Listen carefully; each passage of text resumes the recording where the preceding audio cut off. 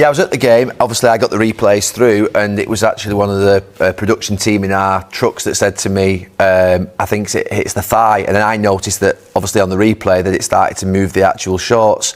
But, I mean, the suggestion by some after that it wasn't a clear and obvious error and that maybe it shouldn't have been overturned, because that's something that's obviously been asked of officials this season, the directive around clear and obvious. Yeah.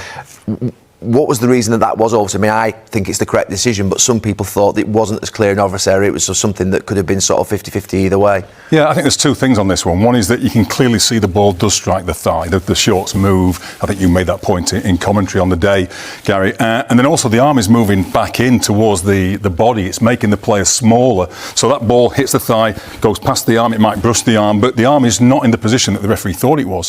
He thought the arm was away from the body, making himself unnaturally bigger. It wouldn't have been a penalty anyway, you think, even if it hadn't have hit the knee, because he was trying to get the arm out of the way. I don't think so, but I think it might not have been intervened upon, because we do talk about, whether something's clearly and obviously wrong, and that in itself is a judgment. We've got clearly correct decisions at one end of the scale and clearly wrong ones at the other. And then there's a whole swathe of subjective situations. And I'm really keen to make sure that our use of VAR is consistent. So VAR sitting at Stockley Park each weekend, are recognising the need to think, OK, that one's a clear situation.